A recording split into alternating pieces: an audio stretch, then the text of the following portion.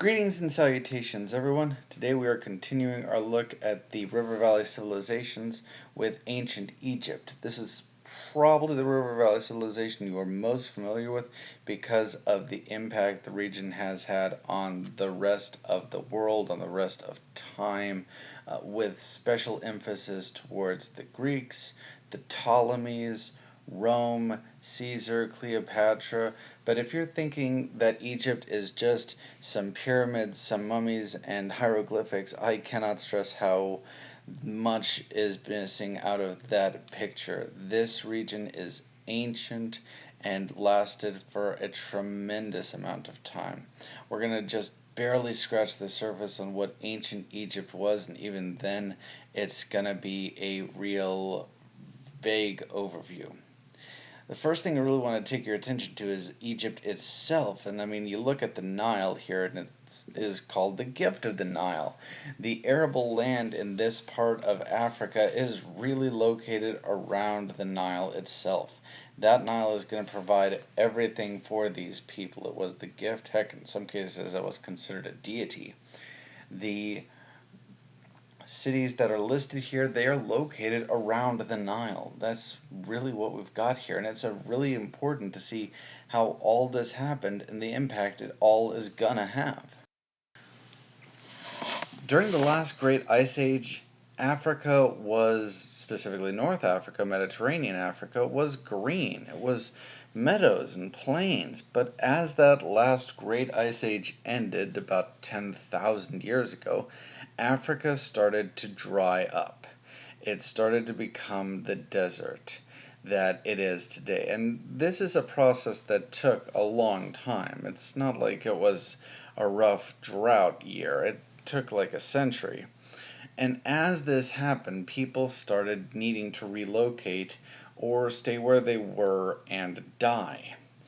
And people moved towards the water. People moved towards the rivers because that was where the water you need is, the water that's clean and can drink is, and the water that can be used to fertilize your crops to give you everything you're going to need to eat.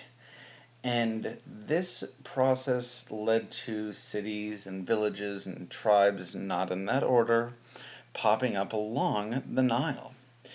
And these different groups all vied for different control. They've worked with each other, they've fought with each other, they were relatively self-sufficient, but they were not united until King Menes shows up. And he is quasi-depicted here. There's some statues of Menes, but they are highly eroded, so much so that it really doesn't give justice to who this person was.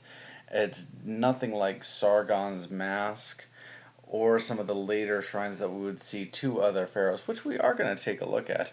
The big thing I wanted to point out here is the two crowns that Menes is depicted wearing, and a lot of pharaohs are going to be depicted wearing for a long time. You might think, I don't see two crowns in this picture.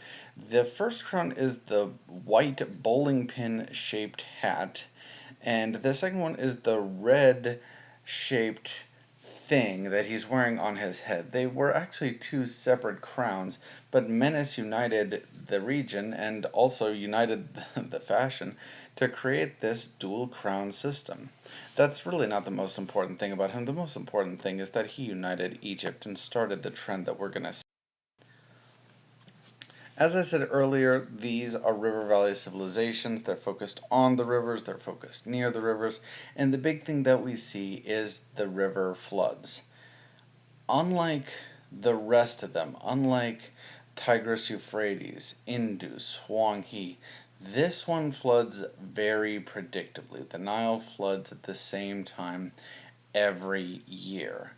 Ice melts off Kilimanjaro, leads to Lake Victoria floods, and boom, there it goes, all the way down the River Nile until it reaches the ocean. When this happens, and because it's so predictable, there's a lot less people who are going to be surprised by this and then, drown because of it. But it's also going to do the thing that this overflowing system always happens. It brings that good silt, that good dirt, that good rich black soil into the region and can lead to this. This picture is from Egypt, and that is really the surprise because you've got this lush farmland in the foreground, and then in the background you've got the desert again. That's the reality that it is that prevalent. One of the big things that the Egyptians are going to have over the Mesopotamians, and I reference the Mesopotamians because even though Mesopotamia started earlier than this, the Egyptians are going to have a longer lasting impact. And one of that is because of what they did and had. Papyrus, it's this wonderful plant-based fiber system that you can use to make everything from sails to ropes to paper. They were able to quarry building stones locally, and what they couldn't immediately take from the region, they took from their neighbors. Gold, precious metals would be taken, or even precious stones, from their neighbors. If I follow the Nile River south, after a couple of big turns, I'm going to reach Nubia and Aksum, and those people were super rich. And it wasn't long before the Egyptians decided, hey, let's go take some of their stuff and bring it back. And they did, and that was a pretty consistent trend. Interestingly, the Nubians would adopt a lot of Egyptian cultural trends too. So this was a really interesting trade-off that we see between these two groups. The history of Egypt is divided into these large centralized periods and called ages: the old kingdom, the middle kingdom, the new kingdom, and about 30 different dynasties. Now, a dynasty is where ruling power passes from father to child. And between these groups, between these families that are in charge, we see that there's a lot of strife because, well, everyone wants to be in charge, everyone wants to rule. And between dynastic cycles, things get a little crazy. Sometimes these dynastic cycles last for centuries, sometimes they last for just a few years. All of which, though, does show kind of the trend of what we see in Egypt during and through this time. Egyptian society itself is really regimented, and one group being superior than another. It was also relatively fluid, though, so unlike the Indus and the caste systems there, this social division that we see, you can move around it pretty easily. And it's really pretty laid out, really simple right then and there.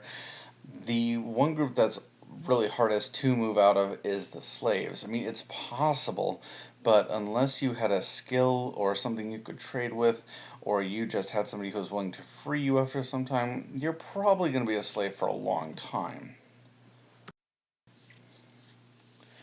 Our first major kingdom that we see is the Old Kingdom. It lasts a little over 500 years and is dominated by super powerful monarchs, highly centralized authority, and very good bureaucrats. These bureaucrats are viziers. The chief bureaucrat was the vizier. He was the steward of the land. I mean, the pharaoh's job was vague, and I'm going to get to that a little bit later, but he didn't do a whole heck of a lot.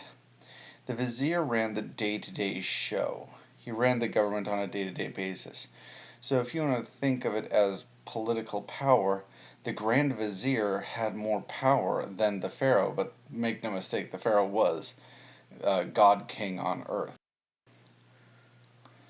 The Egyptians believed, the ancient Egyptians specifically, thought of their king, their Pharaoh, as a demigod. He had this power to maintain what was called Ma'at, the order of the universe, and that is Ma'at depicted there. The Pharaoh was head of the church, head of the faith, and head of the state, which makes ancient Egypt a theocracy in this respect. And we see different pharaohs took this to different abilities. Some of them take a lot of control over the church, some of them take more control over the state. We'll see some examples near the end of this presentation. But it was believed that the pharaoh was born man, born human, and did not become a demigod until his coronation, until he had the Horus, uh, the the braided beard tied around his chin, and that was where he was believed to become a child of Horus, one of the very principal. One of the big things that the Egyptians are going to have over the Mesopotamians, and I reference the Mesopotamians because even though Mesopotamia started earlier than this, the Egyptians are going to have a longer lasting impact, and one of that is because of what they did and had. Papyrus, it's this wonderful plant based fiber system that you can use to make everything from sails to ropes to paper. They were able to quarry building stones locally, and what they couldn't immediately take from the region, they took from their neighbors. Gold, precious metals would be taken, or even precious stones, from their neighbors. With death, the Egyptians, this might be the thing that pop culture has preserved most slash best about the Egyptians, and that's what they believed death was like. They believed that death was a journey, and it was a series of challenges that starts as soon as you die. And the process of what happens to the human body is supposed to correlate with what's happening to your spirit, your spiritual body, your soul. As just about anybody in ancient Egypt would prefer, they would not just want to be thrown in the ground. I mean, if you were poor and had nothing, some people would still set aside money for their whole life so that their body could be preserved for the afterlife, a process called mummification, and it was really intense. If mummification is done right, it can take a couple of weeks for it to be completely finished. And while your body is being preserved like this, the ancient Egyptians believed your soul was going through these challenges, ultimately culminating it with the weight of your heart. Your heart was removed from your chest. Don't worry, you're dead and you're a soul at this point, so it doesn't hurt, I would imagine at least. And then it is weighed against a magic feather, a feather of truth. And if your heart was heavier than this magic feather of truth, then your soul was destroyed.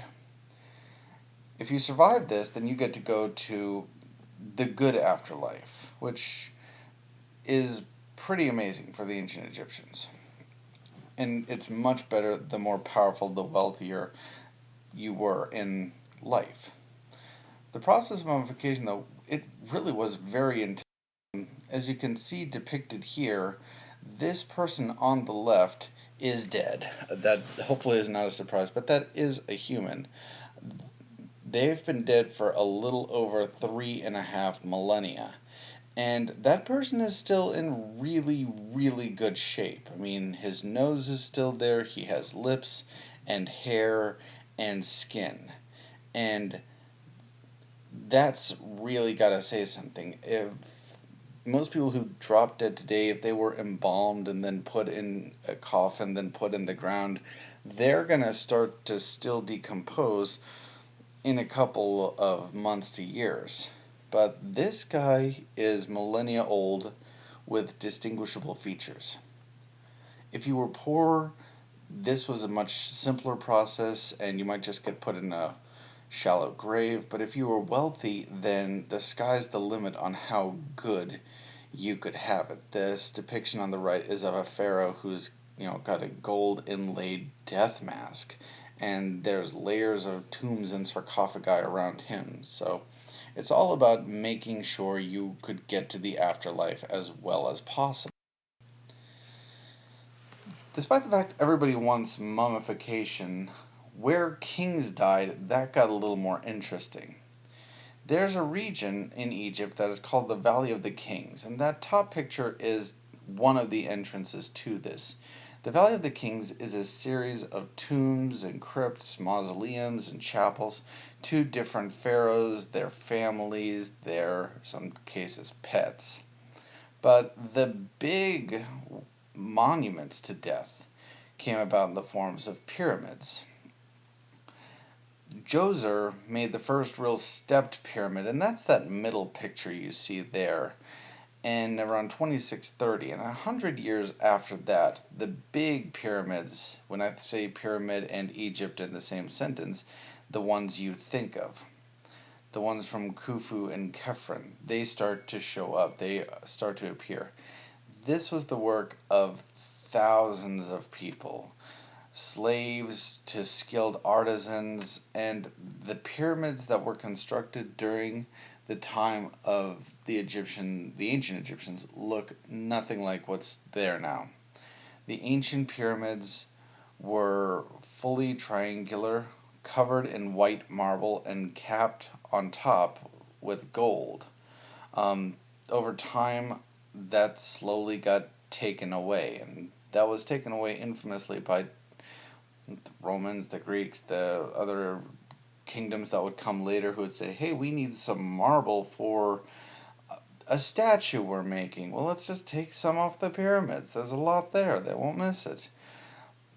And then the gold on top is real simple. Some fool just climbed to the top with a chisel and carved off as much as he could carry and tried not to, die.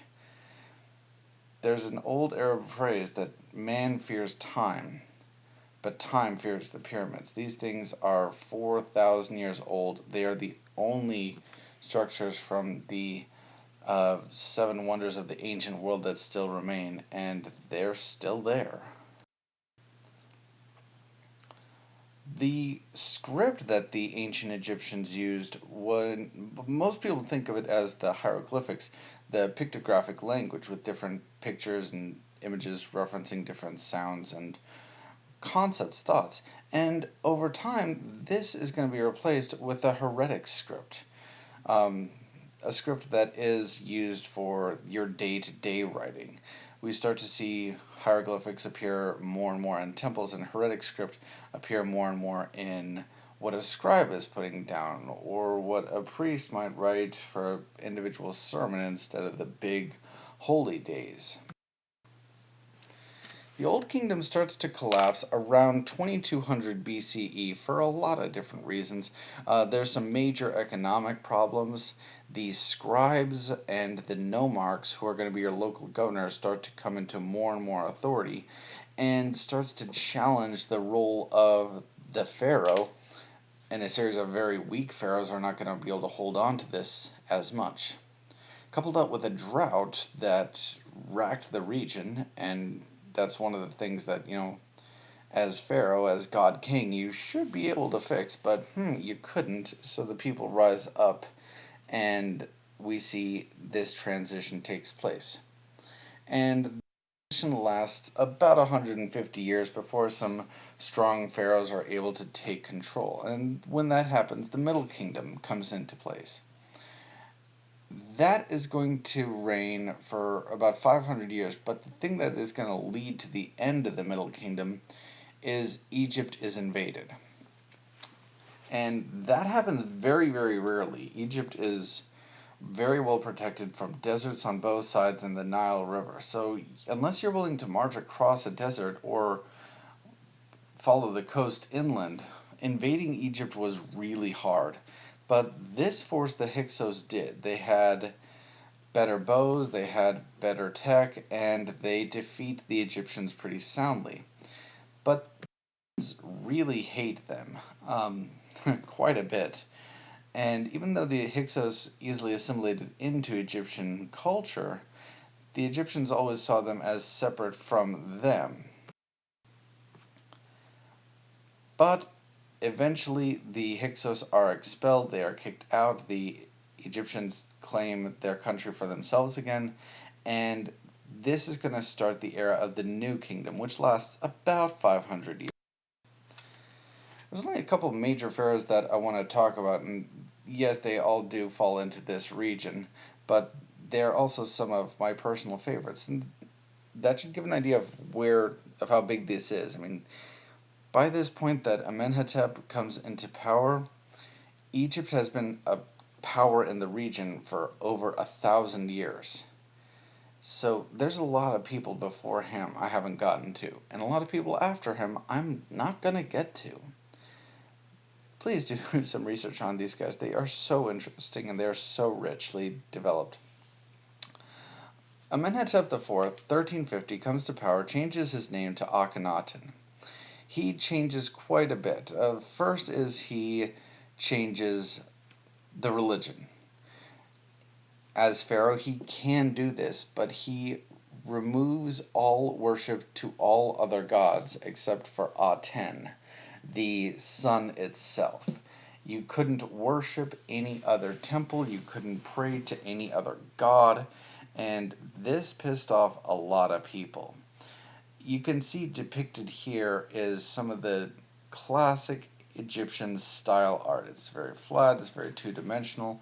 That's what we see. During the time Amenhotep comes into play, we see art starts looking like this. There's some of Amenhotep's temples that people are depicted like this. And there's some people who look at, oh my goodness, there's aliens. No, just different art. Amenhotep even changes his name to Akhenaten to better worship his god, Aten, the god of the sun. And after Amenhotep dies, we see the rise of Tutankhamun. Now, Tutankhamun comes to power as a kid, as a teenager, and his major thing is, well, he says, first off, okay, worshiping just one god, we're not going to do that. You can worship whatever god you want to, going back to polytheistic belief, and this was a very popular trend, and then he dies. And if this was it, he would be a footnote in history. Tutankhamun, or King Tut, is best remembered because he was the first pharaoh's tomb we found intact. You see, the different priests, the different religious leaders, they would put curses on all the tombs and, ward off that, don't come here, this is a pharaoh's tomb, this is a king's crypt, stay away. But the average Egyptian knew that your pharaoh, your god king, was buried with mountains of treasure. And if you were willing to brave a curse, you could carry it away. In fact, that's what happened a lot.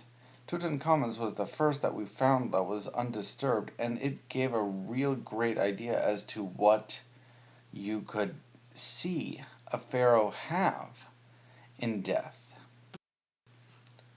Last big guy I want to talk about is Ramses II, and he's a big guy in ancient Egyptian history. He ruled for 6.5 decades. He lived into his 90s.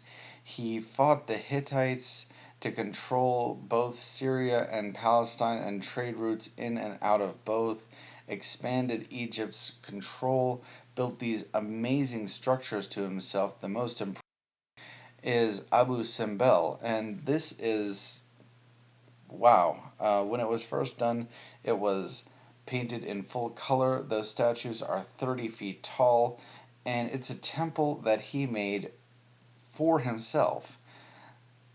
It was recently moved a couple of decades ago just because the way the Nile was flowing because of some irrigation systems, but it's an amazing temple that we see from this region. After the Ramses dynasty, we're going to see there's not going to be a major power in the region that's going to help maintain Egypt, and it's going to slowly continue to get weaker and weaker and weaker. Poor kings, poor pharaohs are going to give rise to, again, local governors taking more power. This is the same problem we saw at the end of the Old Kingdom. The New Kingdom wraps up around 1069 BCE. And it's not the end of Egypt. Egypt is going to be conquered by the Greeks, by Alexander. He's going to put his family in charge. Cleopatra's going to come in, put her family, well, actually, Cleopatra's going to try to conquer again, and it doesn't go well for her. Egypt is going to be shaped by Islam and then communists, and it's so richly huge. But this is what we've got with ancient Egypt. Hope you learned something. I'll see you next time.